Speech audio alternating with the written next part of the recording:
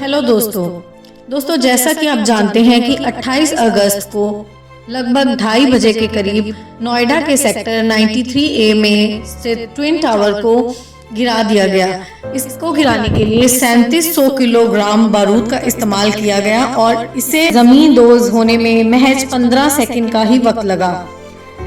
Twin tower गिराए जाने से पहले एमराल्ड कोर्ट और ATS विलेज सोसाइटी में रहने वाले लगभग 5000 लोगों को निकाला जा चुका था और NGO ने कुत्तों को बचाने के लिए भी उन्हें इलाके से बाहर निकाल दिया था। निवासियों को सेक्टर 93 में रेजिडेंशियल कॉम्प्लेक्स में अस्थायी तौर पर आश्रय दिया गया था। क्या आप जानते हैं कि ट्विन टावर की डिमोलिशन क्यों की गई? चलिए मैं आपको बताती हूँ। ट्विन टावर का निर्माण साल 2009 में शुरू हुआ था। इसमें 950 से ज्यादा फ्लैट्स बनाए जाने का प्रस्ताव था, लेकिन फ्लैट्स खरीदने वाले कई खरीदारों ने आरोप लगाया कि कंपनी ने बिना किसी पूर्व सूचना के बिल्डिंग के नक्शे में कई बदलाव किए।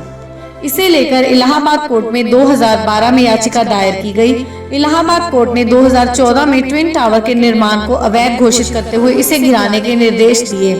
सुपरटेक ने इलाहाबाद हाईकोर्ट के फैसले के खिलाफ सुप्रीम कोर्ट में याचिका दायर की, लेकिन बाद में सुप्रीम कोर्ट ने भी ट्विन टावर को अवैध मानते हुए इसे गिराने का आदेश दे दिया। तो इस तरह इस ट्विन टावर को गिराया गया। पर क्या आप इससे जुड़ी हुई कुछ बातें जानना चाहेंगे? आइए मैं आपको इसके कुछ इंटरेस्टिंग बातें भी बताती हूँ।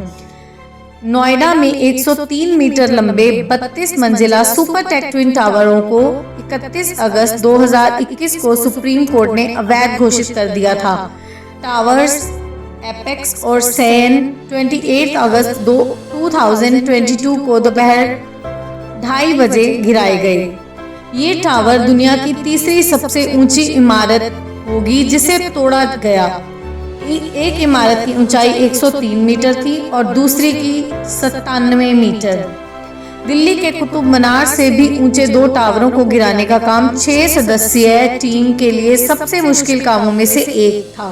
इसमें एडिफिस इंजीनियरिंग और दक्षिण अफ्रीका स्थित जेट डिमोलिशन के एक्सपर्ट्स शामिल थे। कंट्रोल्ड इम्प्लोजन तकनीक का इस्तेमाल करते हुए इन दोनों टावरों को गिराया गया। इसके लिए 3700 किलोग्राम से अधिक विस्फोटकों का उपयोग किया गया।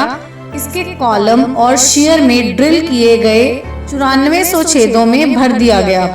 ट्विन टावर डिमोलिशन से 80,000 मीट्रिक टन से अधिक मलबा पैदा हुआ। इसमें से लगभग 50,000 मीट्रिक टन का साइट पर निस्तारण किया जाएगा।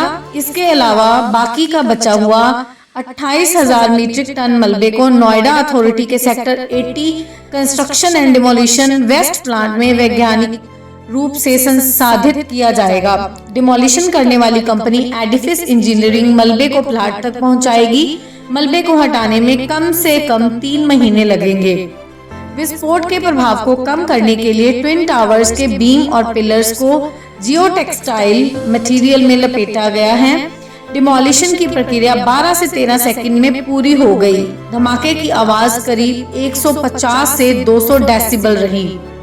8 ट्विन टावरों से 250 मीटर की दूरी पर तैनात सदस्यीय टीम ने फाइनल बटन दबाया। विस्फोटकों को जलने में ठीक 9 सेकंड और स्ट्रक्चर को गिरने में 4 से 6 सेकंड का समय लगा। एमराल्ड कोर्ट और ATS विलेज के लगभग 5000 निवासियों के 28 अगस्त को दोपहर 2:30 बजे स्ट्रक्चर के गिरने से सबसे अधिक प्रभावित होने की संभावना थी और वैसा ही हुआ। सुबह 7 बजे तक परिसर खाली करवा दिया गया और शाम करीब 4 बजे दोनों सोसाइटियों से करीब 2700 वाहन भी हटाए गए। डिमोलिशन के बाद के धूल को देखते हुए ट्विन टावर के आसपास एक नॉटिकल मील यानी करीब 1850 मीटर तक कोई भी विमान उड़ान नहीं भरने की चेतावनी दी गई। नोएडा अथॉरिटी की सिफारिश पर उड्डयन मंत्रालय ने इसके लिए सहमति भी दे दी। नोएडा पुलिस ने डिमोलिशन के मद्देनजर सुरक्षा कारणों का हवाला देते हुए 26 अगस्त से 31 अगस्त तक शहर के आसमान में ड्रोन के इस्तेमाल पर रोक लगा दी। 28 अगस्त को किसी भी व्यक्ति, जानवर या वाहन को प्रभावित इलाके में जाने की अनुमति नहीं दी गई थी। ऐसे ही फैक्ट्स को जानने के लिए मेरे चैनल पर बने रहिए।